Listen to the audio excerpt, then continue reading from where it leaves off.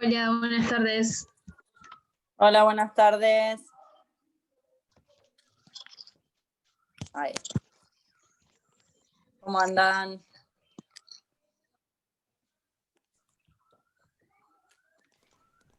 Muy bien, ¿Todo gracias. bien? Bueno, me alegro.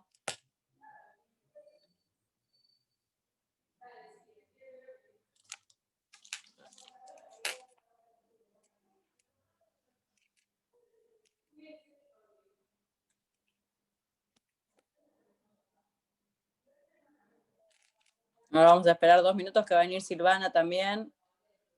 Se va a conectar Silvana y Gregorio.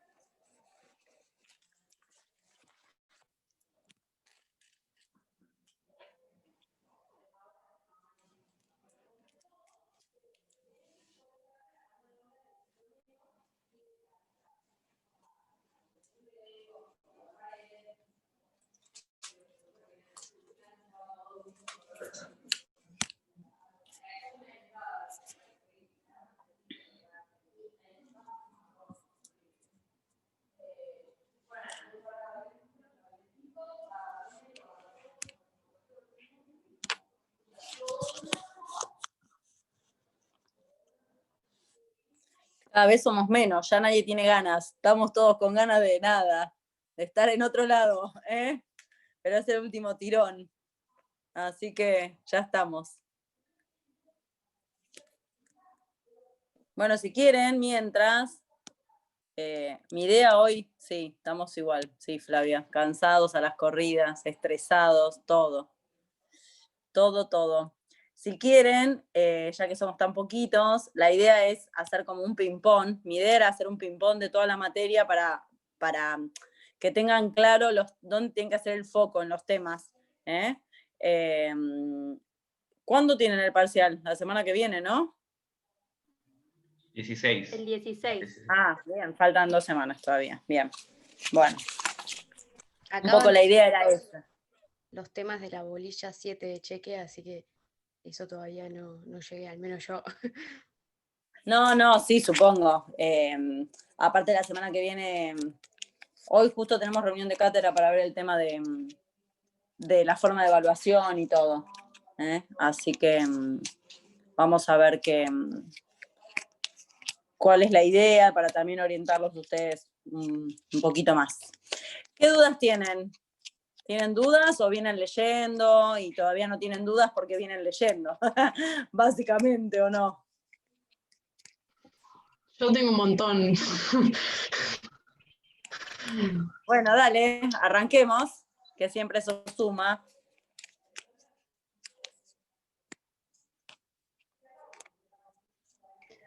Anda contándome, Dana. Sí, no entiendo el concepto de giro a cargo del tomador. Sí. Yo soy del plan nuevo y todavía no nos han subido ni siquiera la orilla 5, entonces como que vengo un poco más lento que los demás. Pero bueno, lo que tengo que preguntarte lo voy a ir anotando. Obvio. En cuanto al giro a cargo del tomador, en realidad el artículo 3 del decreto ha quedado medio teórico, porque plantea supuestos que en su momento se pensaron legislativamente, pero que no hacen a la práctica. Vos pensá que cuando dice a cargo, es que esa persona es la obligada al pago.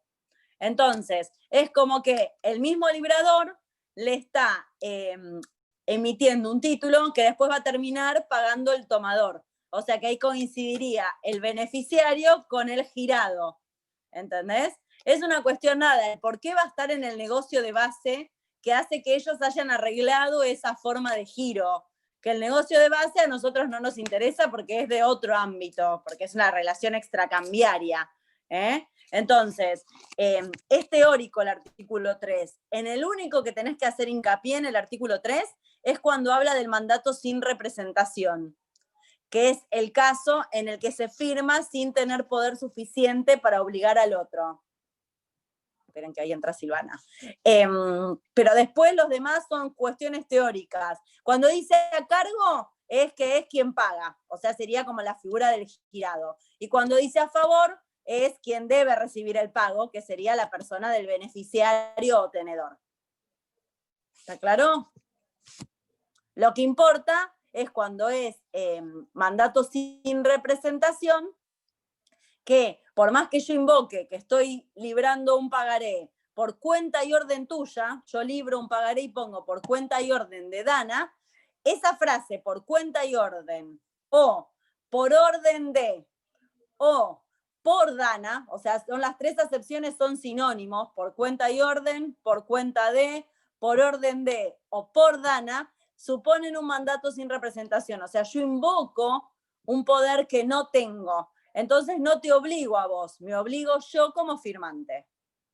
Es lo único que como que interesaría de ese artículo. Lo demás es teórico y no te compliques demasiado. Perfecto, muchísimas gracias, muy claro. ¿Qué otra duda tienen por ahí? Hola Sil, te vi que entraste ahí como Fran. ¿Estás ahí?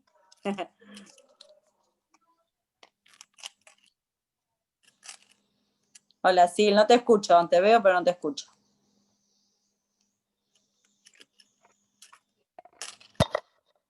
¿Ahí? Ahí sí también. ¿Ahí sí? Genial. Sí, buenísimo. ¿Me escuchás? Buenas tardes. Sí. Bien, bien. Hola Paula. Perdón, yo estoy tomando café, estoy haciendo recién paro. Dios. Bueno, ¿quién otro tiene una duda? Empezaron ya con... Empecé preguntándoles qué dudas tenían y Dana tenía la duda que era a cargo de un giro a cargo del tomador. Así que estábamos viendo un poquito el artículo 3. Ah, bien, bien. Así que la idea bien. Mi idea era un poco despejarle las dudas y hacer como un ping-pong de todos los temas, bolilla por bolilla, como para que hagan foco en eso. El viernes que viene, si quieren, vemos cheque, hacemos lo mismo con cheque y con acciones, como que sea un repaso. Así ya vamos. Porque realmente, ahora, ponernos a teorizar 40 minutos de un tema, la verdad que no me parece que sea lo más productivo. Quizás es más haciéndolo puntual, porque los temas los tienen grabados y los pueden escuchar 100 veces de las grabaciones que tienen subidas. Claro. Entonces la idea es un poco que sea más dinámico y más como tirarles tips de dónde hacer foco. Esa era la idea que teníamos con Silvana para hoy. Pero primero díganos qué dudas tienen. Sí. Profe, una pregunta. Decime. ¿Se escucha? Sí, sí, perfecto. ¿Cuál es la finalidad de insertar la cláusula no a la orden? De insertar la cláusula no a la orden, la finalidad. En realidad la finalidad es que no gire, o sea, que no circule, porque no puede circular como se piensa originariamente los títulos valor, que es en forma independiente y autónoma, sino que el no a la orden supone la limitación en la transmisión, porque la única forma que puedes hacerlo es a través de una cesión de créditos. Y si haces con una cesión de créditos, los efectos de esa cesión ya no es una transmisión originaria, sino derivada. El porqué, que yo creo que en alguna clase se los dije ya, el porqué de todo el derecho cambiario lo van a encontrar en las causas que motivan los distintos negocios cambiarios. Es decir, todo va a tener el porqué, yo la designo a Silvana como avalista, el porqué consigno la cláusula no a la orden, el porqué libro un título a cargo del tomador. Todo eso, todo ese porqué, va a venir de la relación causal o relación de base. Entonces, no es que no importe en el derecho cambiario, pero esa respuesta a la finalidad iba a depender de cómo es el negocio que hace que yo te dé a vos este título de esta manera y no se lo dé a Paula. ¿Entendés? O sea, la finalidad o el porqué de todo va a estar en la relación de base. ¿Por qué? Valga la redundancia, porque todos los títulos valor tienen una causa, que puede ser cualquiera, pero esa causa, a los fines de no entorpecer la relación cambiaria, queda en el ámbito extracambiario. ¿entendés? Se desvincula de la cambiaria y se estudiará en otro ámbito, civil, comercial, laboral, penal, el que sea. A nosotros no es que no nos importa, no le damos la trascendencia necesaria. ¿Por qué? Porque nos abocamos directamente en la rápida, segura y certera circulación del crédito. Buenísimo. Gracias. Estoy así como iluminada yo. Porque tengo atrás la ventana. Estoy iluminada. Sí, sí. Estoy tipo angelito. Pasa que tengo acá en el estudio un ventanal y me da el sol. Por eso que los documentos no a la orden, claro, generalmente son para operaciones en donde ni uno ni otro quiere que se involucre a terceros, ¿sí? Yo doy un documento en ese sentido, entonces queda como una obligación entre ambas personas. Pero claro, no cumple esto de la circulación del crédito, ¿no? Que es que se hagan, como está escrito en el libro de Polonia, que un documento de 1.000 pesos transmitido con 3 endosantes movió 3.000 pesos de dinero, ¿no es cierto? Entonces, queda un poco fuera de, como decía Silvina, del ámbito del estudio cuando es no a la orden, porque no es lo que percibe en forma macroeconómica la aceptación de estos documentos. ¿No es cierto? Ingresó alguien hablando en inglés. Se nos metió alguien en inglés. Ahí sí. está. Bueno. Ahí está. Bueno, ¿qué otra duda Después tienen? de endoso, chicos, ¿de endoso hay alguna duda? El tema de los efectos, de las cláusulas limitativas, de eso algo que pueda haber porque la surgido. semana pasada al final no pudimos. Eso según también.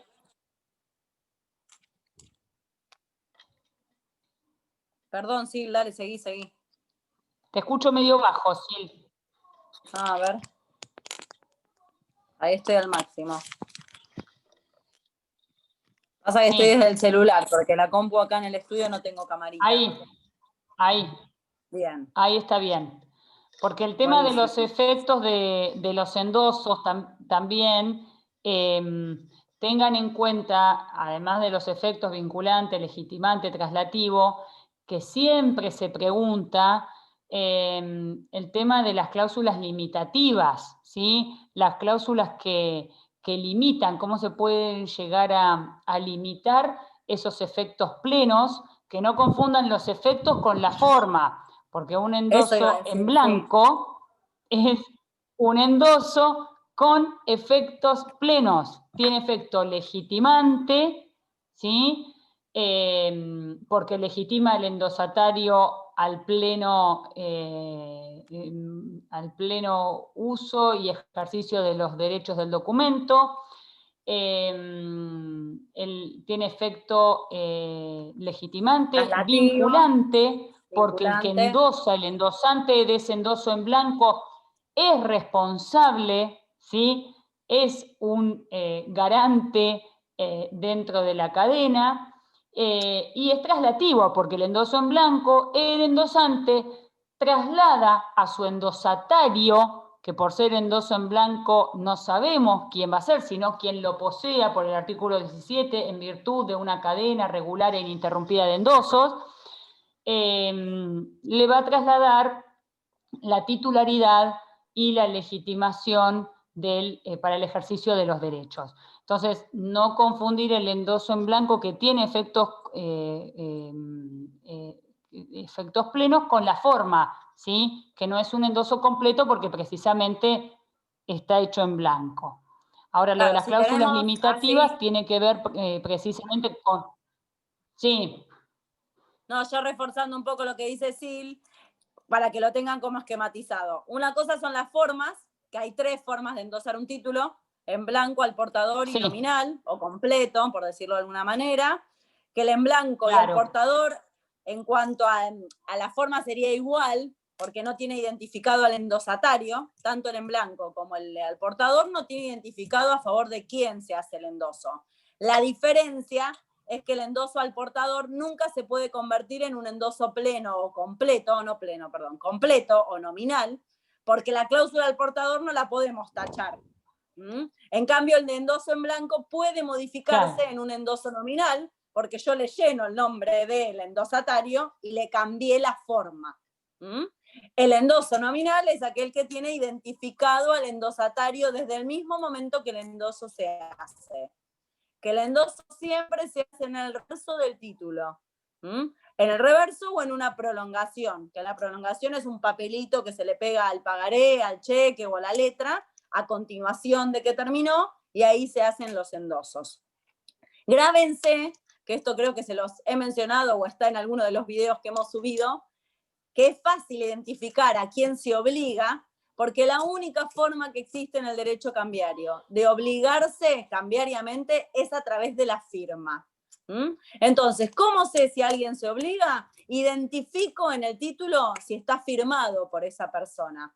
Si está solamente mencionado, como puede ser cuando el librador menciona al girado en una letra, a cargo de Silvana, pero Silvana nunca puso el gancho, Silvana no tiene ningún tipo de responsabilidad cambiaria.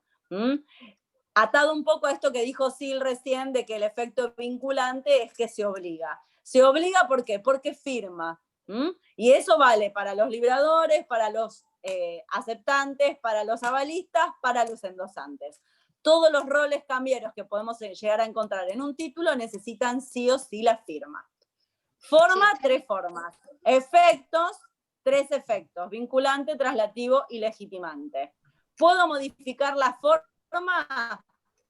Sí, recién como le dije, podría la de blanco convertirlo en oral.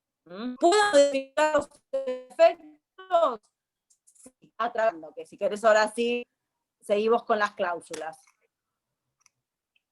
Una pregunta, si está en el anverso, ¿cuál es la sanción, digamos? ¿No hay título? ¿No hay endoso? ¿No? Se cortaron. La pregunta. Si está en el anverso del documento. Sí. No, porque una firma vagante, en los endosos se tienen que suceder, ¿sí? Es por eso esto de la cadena. En el caso de que en el anverso hubiera una firma vagante, se interpreta que es un aval por el librador. ¿Está? Una firma vagante que no dijera nada en el anverso, es un aval por el librador. Y detrás es donde se va a configurar la cadena de endosos, en donde el primer endosante va a ser el tomador o el beneficiario del título, ¿sí? Que se lo va a transmitir al primer endosatario que lo reciba a través de este primer endosante. Y a partir de allí se va a configurar la cadena, que es sí en el reverso del documento. Sí. ¿Qué pasa si la cadena se corta? Porque En justo cuanto ahí a las cláusulas, sí. Justo vi una pregunta en el campus. No estoy acostumbrada a entrar al campus y ver las preguntas y me encontré, pobre, con un comentario de alguien que me hizo para el parcial de quiebra, que llegué re tarde, pobre. No estoy acostumbrada, viste, a manejarlo por ahí todavía. ¿Y qué pasa si la cadena se corta en algún momento? O sea, yo se lo paso a Silvana, Silvana se lo pasa a Mariana, Mariana se lo pasa a Dana, y Dana es la que tiene el título. Pero advertimos en el medio que hay un endoso que está mal hecho. ¿Por qué? Porque decía, yo se lo pasaba a Silvana, Silvana se lo pasa a Mariana, pero no lo firma Silvana, lo firma otra persona.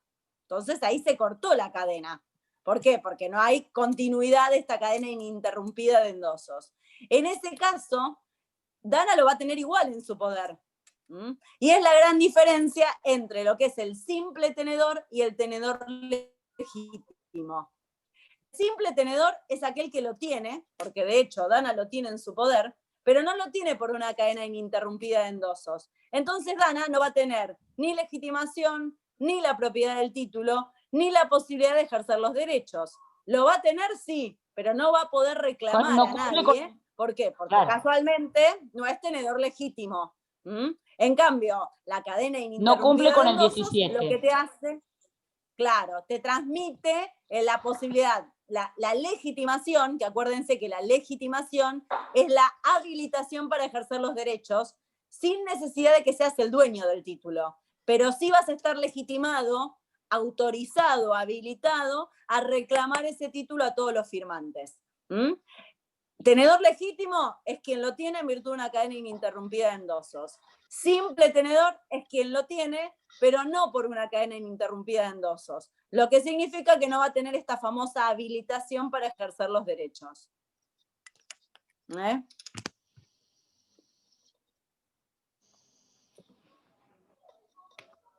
El tema de las Chicos, cláusulas. y en cuanto a las...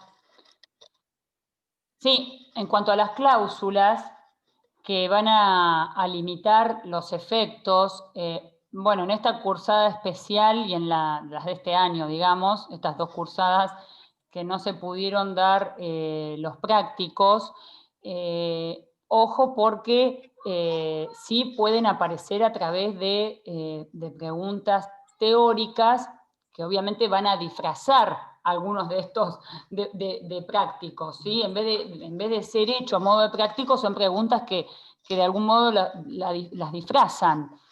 Entonces, es importante que ustedes distingan las diferencias.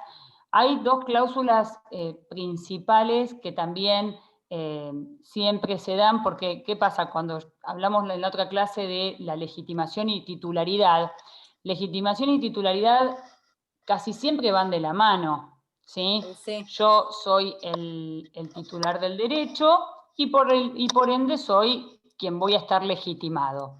Ahora, hay dos de estas cláusulas que además de producir que el endoso ya no sea pleno, van a esta cuestión de titularidad y legitimación desdoblarla. En donde acá es donde empieza la famosa y repetida pregunta en nuestros prácticos: ¿quién es el tenedor legítimo y quién es el titular del derecho? En una suposición de cadena que sea regular, ¿sí? Que no esté cortada, X se lo pasa A se lo pasa a B, B se lo pasa a C, ¿sí? Ese C, si al vencimiento resulta quien lo tiene, sean los endosos en sus formas como sean, pueden ser en blanco, completos, es indistinto, son endosos plenos, y entonces este C, a que al vencimiento resulta quien lo tiene, va a ser el titular del derecho y el tenedor legítimo. Espero que hasta acá me sigan. Ahora, hay dos cláusulas que son la cláusula en procuración y la cláusula en prenda, en donde esto se ve desdoblado.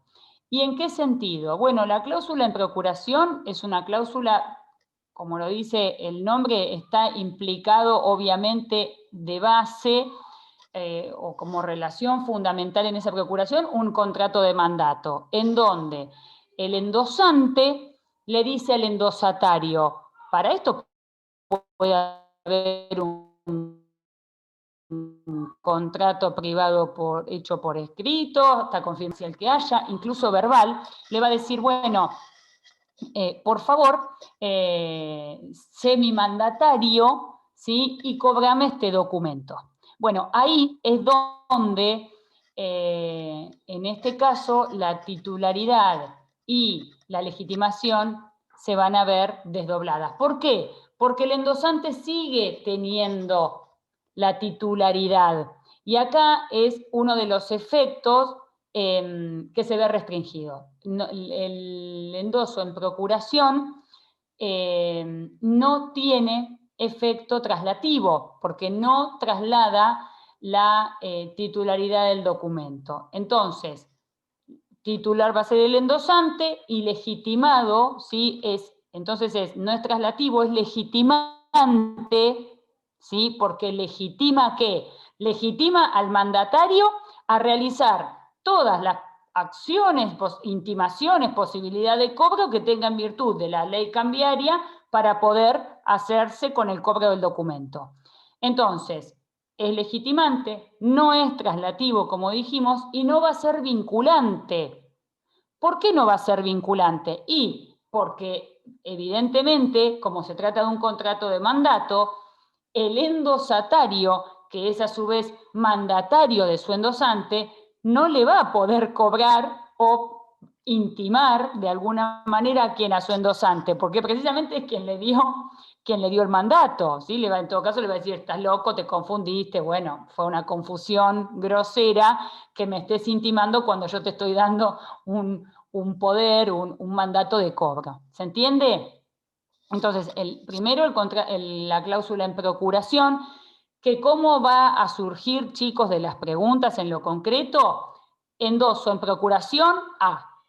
¿Sí? Así de simple, siempre aparece con esas palabras. Endoso en procuración a Juan, firma María. ¿Está?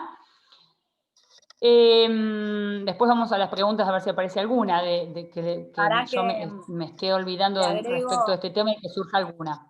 Sí. Le agrego algo, Sil. Ahí Maximiliano había preguntado en el chat si la transmisión era por cesión de créditos. Y no, en realidad el que sea o no la transmisión por cesión de créditos viene de la mano de que sea o no una circulación autónoma. Y acá no se está modificando la forma de circulación. El título circula por endoso, nada más que ese endoso no va a producir los efectos plenos que produce en el caso que no se agreguen estas cláusulas. En el único caso que se limita o se modifica el efecto de la transmisión del endoso es cuando le agrego esta cláusula, no a la orden, o también una postura que hay respecto de la cláusula prohibido nuevo endoso, que es otra cláusula limitativa, en la que hay dos posturas diferentes en cuanto a qué efectos produce esa cláusula. Que hay una parte de la doctrina que dice que solamente el prohibido nuevo endoso obliga, o sea, es vinculante del endosante hacia el endosatario, pero no más allá, o sea que si el endosatario lo vuelve a endosar y le vienen a reclamar, el endosante no responde cambiariamente, u otra postura que dice, si es prohibido nuevo endoso, todas las transmisiones posteriores producen los efectos de una cesión de créditos. Pero es en esos casos. Después siempre el endoso produce los efectos de una transmisión originaria e independiente, porque es que una transmisión autónoma, valga la redundancia, pero estamos frente a la formación de estancos separados que hacen a que no haya comunicación entre las defensas personales que pueden existir entre los distintos obligados. En el caso que está planteando Silvana, perdón, ahora te contesto, Mariana, en el caso que está planteando Silvana, es en el único caso en el que el endosatario pierde identidad. Yo siempre digo que el endosatario en un endoso en procuración es la sombra del endosante, no es él por derecho propio, está actuando en nombre de su endosante. Entonces es el reflejo del endosante, y en ese caso obviamente nunca va a poder ejercer los derechos por sí, pero eso no significa que pierda autonomía, porque el endoso, en realidad del endosante, es en la forma de la circulación, nada más que no lo hace, no le pasa los derechos en forma completa. Solamente le está dando un mandato para que actúe casualmente en su nombre y después le rinda las cuentas correspondientes en virtud del contrato de mandato. Decime, Mariana. Sí, que tenías una duda. Que dijiste del endoso no a la orden, que está dividida la doctrina. No, en el prohibido nuevo endoso. En el prohibido nuevo endoso. En el no a la orden no hay ninguna división, solo circula por cesión de créditos. Pasa que tiene un sinónimo, por eso puede ser que le digan de dos maneras. No, lo que pasa con respecto a eso, que si ustedes lo leen por Gómez Leo, la cláusula prohibido nuevo endoso, él equipara los efectos con el endoso. Él dice, no endosable, endoso excluido, no transferible y no a la orden. Es decir, que para Gómez Leo, el prohibido nuevo endoso, lo tengo acá porque este es un tema que siempre tengo los dos libros a la vista. Tengo los dos, Gómez Leo y Legón. Es decir, para que esto quede claro y no se tengan que ustedes ir a hundir en estos libros con este tema, porque si no los va a marear. Prohibido nuevo endoso, Gómez Leo lo asimila a un endoso no a la orden. o a un endoso no, como dice acá, endoso excluido o no endosable. ¿Y qué dice Gómez Leo? Lo que decía recién Silvina, que en estos casos las posteriores transmisiones que se hagan, que vaya a ser el endosatario que recibe el título con un prohibido nuevo endoso, van a ser como derivadas de una cesión de créditos, es decir, que se les van a poder oponer a los futuros a los futuros tenedores las defensas que tenía el endosante del prohibido nuevo endoso con su endosatario. ¿Está? Ahora, Legón no dice esto. Es la otra postura que también decía Silvina. Legón dice que hay una nítida diferencia. Él dice, en prohibido nuevo endoso, el endosante solo va a garantizar la aceptación y el pago del documento a su endosatario, no al resto. Diferente también a un endoso sin garantía, en donde el endosante sin garantía excluye, no es obligado cambiario porque está al solo efecto de ser parte de la circulación de esa cadena. Con una diferencia respecto, según Legón, del no a la orden, que dice el no a la orden, en realidad lo que implica es que se van a poder oponer las defensas a los futuros tenedores que tenía el endosante con su endosatario. ¿Se entendió? Es decir, que para Legón, el no a la orden es el que Gómez Leo lo asimila, el no a la orden con prohibido nuevo endoso. Espero que haya quedado claro, es una diferencia bastante nítida, pero yo porque según vean de uno u otro, es confuso. Claro, en la clase Canti dice que como que la cátedra estaba compartida la postura de, no de la de Gómez Leo, la de Legón. No, la de Legón. Y acá yo anoté cuando grabé la clase que dice que la cláusula no a la orden y el prohibido nuevo endoso son cláusulas equivalentes. ¿Está bien si digo eso? Y es no, pero eso no es lo que claro. No es lo que dice Legón. Claro, por eso. Lo tengo mal, entonces tengo la cátedra. Para Gómez Leo sí. Para Gómez Leo son sinónimos. Claro. Está bien, lo tengo mal. Claro.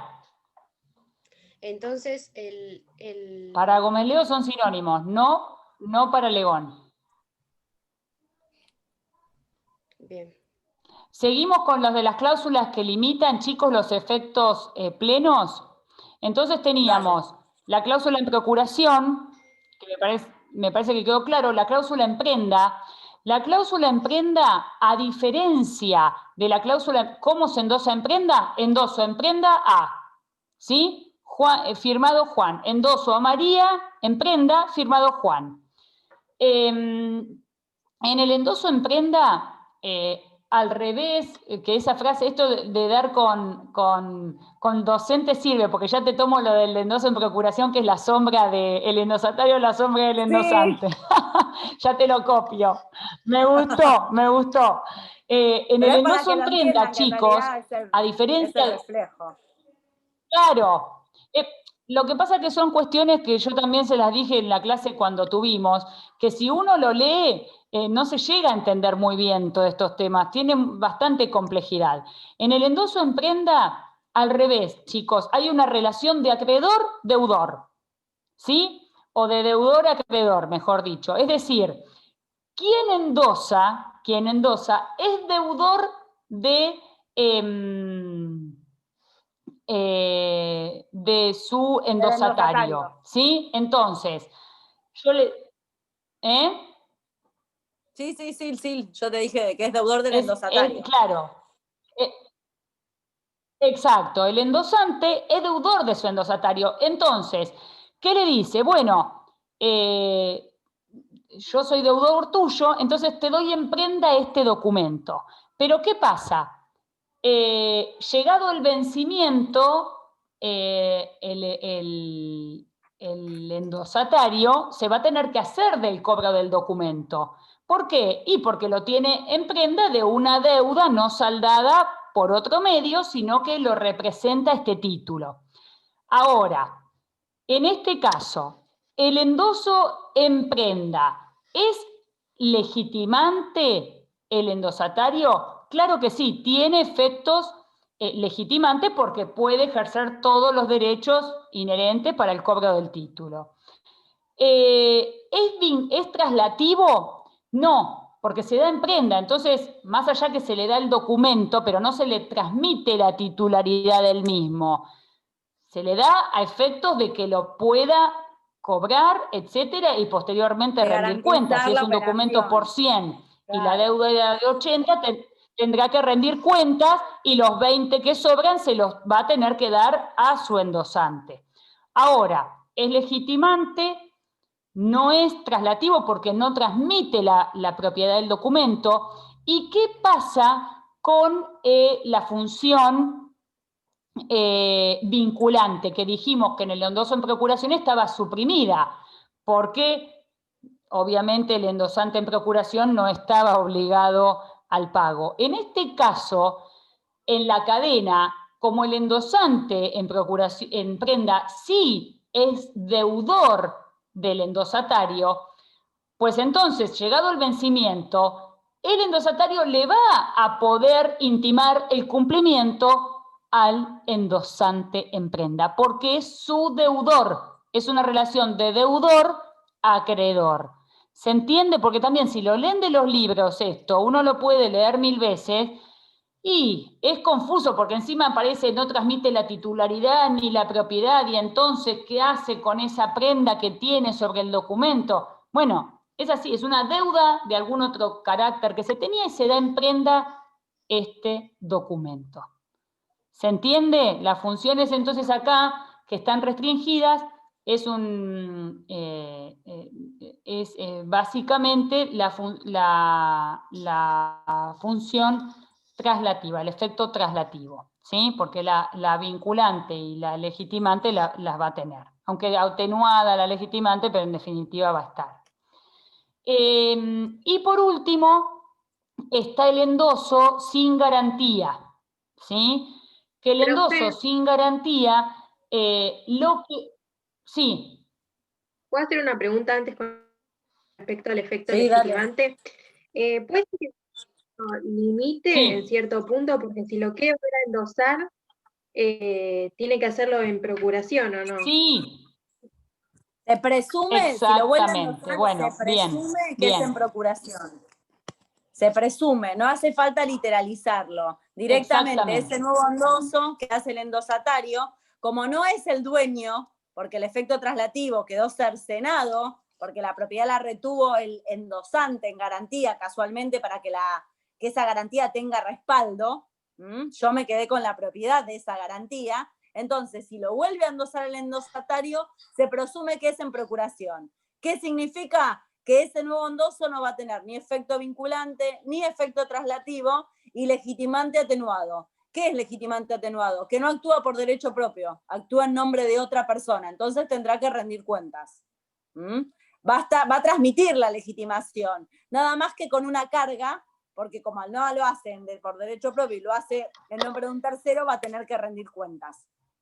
Pero no hace falta poner en procuración, se presume que es en procuración, casualmente porque viene de la mano de la restricción al efecto traslativo. Buenísimo, gracias. ¿Te quedó claro, Luz? No, de nada. Y después, chicos, está, como decíamos, el endoso sin garantía, ¿sí?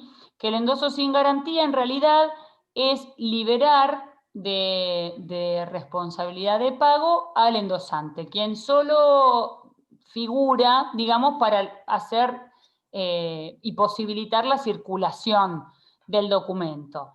Este endoso, entonces, como ya se desprende fácilmente, sí. Luz, que vos preguntabas cuál era la finalidad de la cláusula no a la orden, acá te podrías hacer la misma pregunta. ¿Y cuál es la finalidad del endoso sin garantía? sea, ¿qué sentido tiene? Y el sentido se lo va a dar el negocio base que haga que yo le transmita quizás a Silvana un documento. Che, Sil, mira, yo tengo un pagaré que me pasó alguien, te lo puedo dar, pero yo no me quiero responsabilizar porque no conozco a los demás que están acá metidos en el título. Entonces yo no voy a responder por algo que no conozco, quién lo libró, quién es el endosante anterior. No te corto la cadena, te lo doy para que vos lo puedas después reclamar a quien corresponda, pero yo no me hago cargo del resto. Entonces, por eso lo pongo sin garantía. Y esa sería la finalidad. La finalidad es no cortar la cadena, darle legitimación al endosatario, y el por qué es la relación de base que hace que yo participe de este título de esta manera. Buenísimo. Claro, porque incluso imagínense, puede ser hasta una relación, digamos, de una gestión de cobro. Es decir, Obvio. mira, yo no conozco a esta gente, pero si vos lo cobrás, yo te doy a vos el 40% del monto y yo me quedo con otro tanto. Y bueno, vos asumís este cobro, esta posibilidad de ir y gestionarlo, que no sabemos a ciencia cierta si se va a llegar o no a un cobro posible, porque no se conoce a la gente, etcétera. Y bueno, claro, cada relación de base que va haciendo toda esa cadena, uno no la conoce y no se desprende del documento, pero bueno, las posibilidades son numerosas también. Y por eso, este endoso sin garantía no es vinculante, pero a diferencia, sí es traslativo, porque el endosatario de este endoso sin garantía se queda, por supuesto, con la titularidad plena del documento y del derecho que surja del mismo.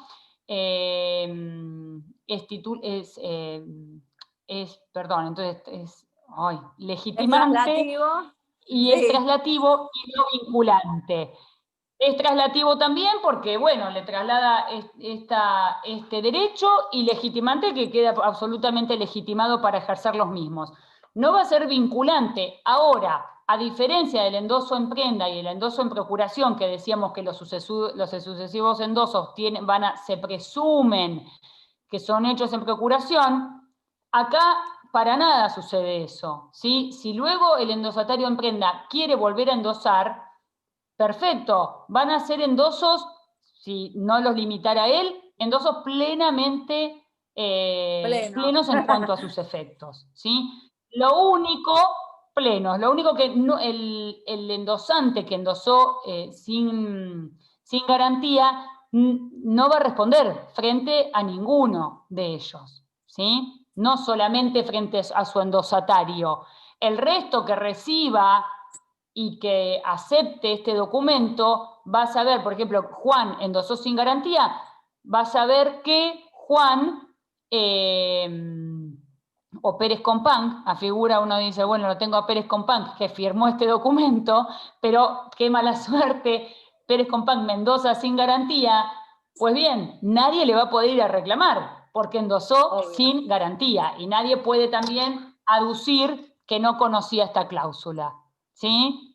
¿Está claro? Único endoso, los únicos endosos que entonces afectan los posteriores son aquellos que limitan el efecto traslativo, que sería el endoso en procuración y el endoso en prenda. Claro. Casualmente, porque ahí se desdobla el carácter de tenedor y titular, y el que tiene el título ya no tiene la propiedad. Claro. Entonces, como no tiene la propiedad, siempre va a tener que rendir cuentas a alguien, por eso su endoso no va a poder nunca más ser pleno, porque ya está cercenado en una parte del endoso.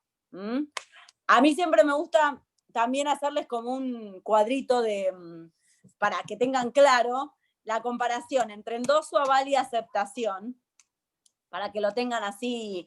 Son todos tres institutos, obviamente, que de incorporarse obligan, involucran a otros sujetos dentro del título, y es importante que sepan. Vieron que está la opción del endoso parcial, o sea, total o parcial, el endoso condicionado, o el endoso condicionado o el endoso parcial. No me estoy olvidando de ninguno, ¿no? No, endoso parcial y endoso condicionado. El endoso parcial es nulo. ¿Por qué es nulo? Porque yo no puedo transmitir, si estoy transmitiendo la propiedad, no puedo transmitir una parte de la propiedad. O transmito todo o no lo transmito. Entonces el endoso parcial es nulo. ¿Qué significa que sea nulo? En la cadena me la va a cortar si está en el medio. Entonces, quien tenga el título no va a ser tenedor legítimo, sino que va a ser simple tenedor. Después, el aval parcial es válido. ¿Por qué? Porque el avalista solamente va a limitar su responsabilidad a la obligación que está asumiendo. ¿Cómo lo hará? En los mismos términos que su avalado, nada más que por una parte. La aceptación parcial también es válida. O sea, el aceptante, el girado, cuando acepta, puede limitar su responsabilidad como obligado principal a una parte del título. Nada más que eso va a obligar, entre comillas, porque es una carga, no es una obligación, al tenedor a tener que levantar protesto por esa aceptación parcial y le permite iniciar acciones por el recupero de ese título antes del vencimiento. Entonces, endoso parcial es nulo, aval parcial es válido, aceptación parcial es válida, pero obliga al tenedor a levantar protesto y le da el derecho a ejercer acciones antes del vencimiento. ¿Qué pasa con la condición? El endoso, cuando está condicionado, o sea, si al endoso se le incorpora una condición, el endoso es válido, pero la condición se tiene por no escrita. O sea, el endoso condicionado es válido, pero la condición hago de cuenta que no existe. O sea, que ese endoso produce todos los efectos que tenía al inicio, en origen. ¿Qué pasa con el aval condicionado? Es uno de los supuestos de cláusulas no previstas y no permitidas. El aval tiene que ser puro y simple. Cualquier condición a la que esté sometido hace a la nulidad del aval. Entonces, no responde el avalista, pero sí va a responder el avalado. No está relacionado con sustancialmente autónomo y formalmente accesorio. Viene de otro lado. Si el aval está condicionado, el aval solo es nulo. ¿Por qué? Porque el aval como instituto es puro y simple. ¿Y qué pasa con la aceptación? La aceptación, artículo creo 28, si no me falla la memoria, determina que cualquier condicionamiento que uno haga en la aceptación hace presumir que el aceptante no quiso aceptar. O sea, se presume que esa aceptación ha sido rehusada. Y solamente, porque lo dice así el decreto, va a tener responsabilidad extracambiaria ante el librador. Que esto les va a servir después para las acciones de fondo que veamos la semana que viene. Puntualmente ahí la avanzada en la relación de provisión.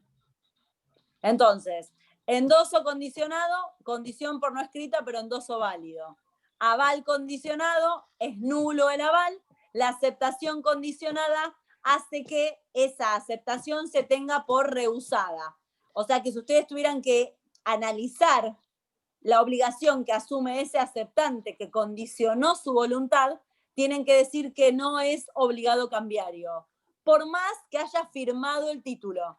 Me van a decir, bueno, pero Silvina, hace un rato dijiste que todo el que firma se obliga. Bueno, pero el aceptante en la letra de cambio, si condicionó su aceptación, se presume que en realidad no quiso aceptar. Después tendrá un tema interno con el librador, pero no cambiariamente. Decime, Paula. Se presume que no quiso aceptar el aceptante. Sí. Ahora, el tenedor, ¿sí? El tenedor no le va a poder ir a cobrar la letra a ese aceptante. Pero de todas formas, ¿tiene que levantar protesto para el librador o ya no lo necesita? Porque esa aceptación se presume que está rehusada. No necesitas levantar protesto porque en realidad la firma del aceptante la tenés.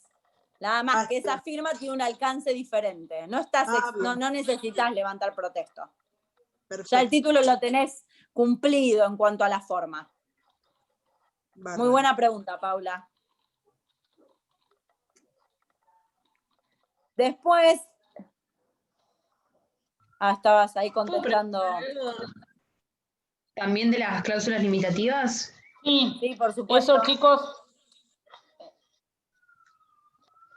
Entiendo prohibir la presentación por determinado lapso, lo que no entiendo cuál sería el sentido de prohibir en forma absoluta la aceptación. Volvemos a lo mismo, el negocio de base. O sea, en realidad eso es una condición quizás del negocio, ¿entendés? Que hace que vos, ustedes piensen lo siguiente, esto se creó, se legisló en el año 63, yo siempre hago el mismo razonamiento porque hay muchas cosas que no le encontrás lógica. Decís, bueno, pero para prohibir la aceptación hubieras librado un pagaré. ¿Y para qué designás al girado y decís que no, que está prohibido aceptarlo? Entonces, la lógica responde a que la letra se pensó en un esquema del año 63, donde las relaciones comerciales eran totalmente distintas e impensadas para nosotros. Entonces, el por qué incluís una cláusula así te da la relación de base, que en el caso de una letra, la relación entre el girado y el librador se llama relación de provisión. Y es esta relación pura y simple de crédito que hace que yo te libre una letra a cargo tuyo, por ejemplo, en beneficio de Silvana. Yo soy la libradora, vos, Dana, sos mi sucursal en Mendoza, y Silvana es mi tenedora, es la beneficiaria. Bueno, yo libro la letra, consigno que está a cargo de Dana, pero que nunca se lo presenten a Dana en la sucursal de Mendoza, porque en realidad Dana no va a tener los fondos ni los recursos para poder pagar el título. Entonces, se menciona la sucursal de Mendoza porque quizás Silvana está en Mendoza y yo le hago llegar el título allá, pero no lo te va a tener que hacer aceptar en la sucursal de Mendoza. Directamente me lo va a tener que venir a reclamar a Silvina en Mar del Plata. Vos pensás que fue creado ese título para operaciones a distancia.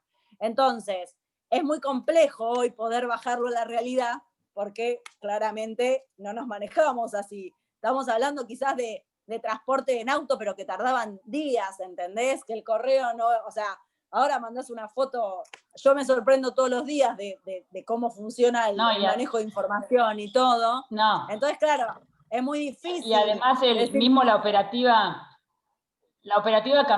bancaria, lo que ha cambiado, o sea, antes también encontrar sucursales de banco en la Patagonia era como algo, bueno, había un banco en Río Gallegos y ahora todo cambió, todo cambió. Entonces, darte una explicación lógica, Dana, de quizás no vamos a lograr convencerte, porque obviamente la realidad del origen de ese título no es la realidad que incluso vos, que sos mucho más joven que nosotras dos, cuando empezamos a trabajar escribíamos a máquina. Yo hablo con mis hijos y les cuento que yo escribía los escritos a máquina y nada, me ven como un dinosaurio. Pero para ustedes, que todo está mucho más rápido y más ayornado, es más difícil poderle hacer ver que cómo en un papelito que yo le entregaba a Silvana, que Silvana se lo llevaba, o yo se lo hacía llegar con alguien, no en carreta, pero en auto, días para que lo reciban en Mendoza, no lo puedan presentar en la sucursal de Mendoza. Es como bastante, te rompe la cabeza, es decir, no tenés forma de imaginártelo. Pero la realidad, la respuesta, que ya te la tengo que dar jurídicamente, es la relación de base. El por qué está en la relación de base, que hace que el negocio sea de una manera y no de otra. Cualquier duda que tengas con finalidad o el por qué, todo va a estar en la relación de base. Y esa relación de base a nosotros no nos interesa. ¿Sabemos que existe? Sí, por supuesto que existe, porque toda obligación tiene una causa, pero no la vamos a estudiar acá en el derecho cambiario. El foco lo hacemos en el papel y en el crédito inserto en ese papel. No, incluso estamos contados. Entonces, imagínate que es como mucho todo lo que estamos transitando y viviendo. No, perfecto, porque en realidad me pasa con toda la materia que en sí ya es difícil, pero buscarle la lógica a cada punto es una cosa que me dificulta un montón, realmente. Que realmente venimos de concursal, que también sale un poco de la lógica, y de que vieron que concursal rompe con un montón de principios que uno habla de más materias, también rompe definitivamente, porque en realidad todo lo que vos hablás de el enriquecimiento sin causa, no ir contra tus propios actos, un montón de principios del derecho que tenemos como recontra incorporados, el derecho porque el foco está puesto en otra cosa, en que la economía sea ágil, que circule en forma rápida, segura y certera. La lógica está en eso, Dana y a todos, por supuesto. Tratar de encontrarle la respuesta a circulación, o sea, crédito en movimiento, en forma rápida, segura y certera. Ahí es difícil llegar a eso, a ese razonamiento, pero realmente es esa la respuesta a casi todos los interrogantes. Y que siempre hay una causa que es la relación de base o fundamental o negocio extracambiario, subyacente, hay un montón de sinónimos para referirse a esa relación, pero es el porqué de por qué yo tengo un cheque en mi poder, por qué tengo un pagaré en mi poder, por qué lo endoso, por qué lo avalo. Todo eso surge de la relación de base. Que como hay tantas operaciones, hay veces que a clientes míos les llegan cheques que se los han pasado en blanco, y pasó quizás por 5 manos antes, y en el cheque figura un endoso. Pero esas 5 manos, ¿qué son? Facturas, remitos, notas de débito, o sea, un montón de cuestiones contables que vos decís, ¿cómo haces para retroceder en la cadena si hay una sola persona? Pero esa persona no la conozco, porque a mí me lo dio Silvana, Silvana se lo dio Dana se lo dio Mariana, y así sucesivamente. Y cada vez más o sea, uno, si tiene que elegir entre que te den un cheque nominal y un cheque en blanco, y un cheque en blanco, preferible que no figurar, porque si figurás, lo tenés que pasar en el banco, y si lo pasas en el banco, pagás impuestos, básicamente. Entonces uno lo que trata es de pagar los menos impuestos posibles por una cuestión de costos y de supervivencia. Está mal, esto queda grabado y en la facultad me van a matar, pero es la realidad. Cuando uno puede menos registrar, mejor. No, es que además, hoy por hoy el impuesto al cheque, cada depósito que haya que un impuesto del 1% del valor del cheque es abrumador para cualquiera. O sea, operar en Argentina bancariamente es caro. Entonces, bueno, pasan estas cada cosas vez más también, se inventan se otras. van a encontrar, claro, cada vez más se van a encontrar con estas cuestiones de un montón de manos que hubo en el medio y que no aparecen. Y vas a decir, ¿y por qué? Y por la relación de base. A ver, nosotros teníamos una operación comercial, te di una plata en blanco, una plata en negro y te di el cheque, pero el cheque me lo pediste en blanco, porque si no tenés que depositar y te sueno, porque sobre eso, además del impuesto al cheque, ingresos brutos, ARBA te deduce el 3,5% de ingresos brutos, te cargan también impuestos sobre, entonces quizás de un cheque de 10 terminás cobrando 7,50.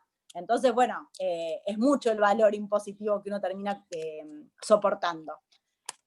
Volviendo a lo que planteaste, Dana, el tema de por qué se limitaría la aceptación en una letra es por la relación de provisión entre el librador y el girado. Ese es el fundamento legal. El por qué, y vos pensás que entre el librador y el girado existe una relación pura de crédito, pero no es crédito como que yo te mandé los fondos.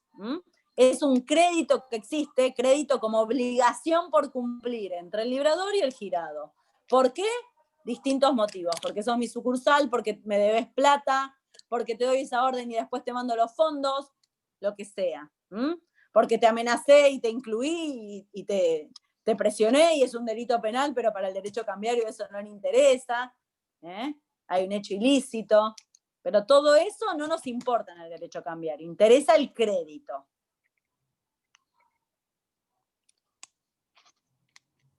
Perfecto, gracias.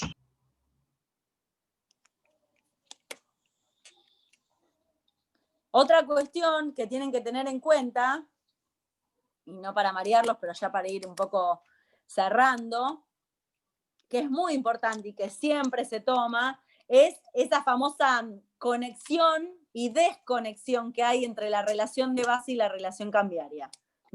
Y eso léanlo de libros, no lo lean de clases, ni de... Porque obviamente, si ustedes graban, ponerle la clase que hoy dimos con Silvana, es un vuelo de pájaro sobre los temas, no hay profundidad, porque la profundidad obviamente requiere abocarnos al tema en forma puntual, y la idea, por ejemplo, de la clase de hoy era más empezar a darles como un pantallazo. Relación de base y relación cambiaria, la independencia y la influencia siempre se pregunta. Y también siempre se pregunta vencimientos, que es un tema muy importante, y que tienen que tenerlos bien claros, los vencimientos, la división entre absolutos y relativos, las características generales del vencimiento, que son únicos, legales, precisos y posibles, pero que manejar las variantes del artículo 35. Vencimiento siempre es un tema que se evalúa, porque bueno, hace a la validez del título, obviamente, sabiendo que solamente en la letra y en el pagaré, la omisión de consignar un vencimiento se presume que vence a la vista. Pero eso no ocurre en el cheque, donde en el cheque, eso la semana que viene lo vamos a ver porque todavía no empezaron a ver cheque, escuchar las clases, hay dos tipos de cheque, que esos dos tipos de cheque en realidad se diferencian casualmente por el tipo de vencimiento. Entonces, antes de encarar a leer cheque, tengan claro vencimiento, porque después si no van a entrar empantanados a cheque, porque los tipos de cheque se diferencian por la forma de vencimiento casualmente.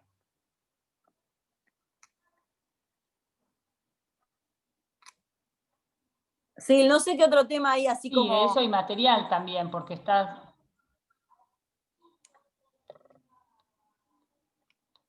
No, Perdón, sí. no sé si han tenido algunas dudas. Bueno, el material está subido también, los videos nos pueden mandar en consulta a los mails que siempre les hemos dejado, cualquier duda que tengan. Si al campus no entro, la verdad. Yo no tengo incorporado entrar al Claro. campus. Claro, yo también por eso se los he pasado. El mío acá se los paso por cualquier duda. No hay preguntas tontas, hay preguntas que surgen y que son bienvenidas. Y bueno, y el material que está, léanlo, ¿sí? Porque, bueno, de ahí surgen también las preguntas de examen. Hay algún artículo de esto de Vergel y Pablo Antonio en cuanto a la independencia de la acción cambiaria y la acción de base. Hay artículos que se han subido por la doctora Canti y por nosotros también, que bueno, léanlos y que las dudas que surjan de eso nos las hagan saber, ¿sí? Y bueno, y el viernes que viene nos vemos nuevamente, Sil. Sí, el viernes que viene hagamos así de nuevo, ya con cheque. Si les parece, tráiganse las preguntas que quieran. Entonces vayan leyendo, claro. Vayan leyendo, aprovechen el fin de semana largo y vengan el viernes con todas las dudas que tengan. Y escríbanos durante la semana. Porque ya se va a cortar o no, Sil. Sí, yo les contesto inmediatamente. Apenas recibo el mail, yo los contesto. Al campus realmente no lo tengo incorporado y vi ahí un chat y no lo contesté, así que ahora lo voy a contestar, pero no me meto yo al campus, la verdad. Bueno, escríbanos nomás, no hay problema. Escríbanos. Buen fin. Bueno, estudien. Saludos para todos. Buen fin de semana largo. Muchas gracias. Saludos. Gracias. Que lo pasen lindo. Muchas gracias. Y esperamos las dudas, cualquier cosa. Y los vemos el viernes que viene. Saludos a todos. Gracias. Chao, chicos. Chao, hasta luego. Chao, Sil. Beso.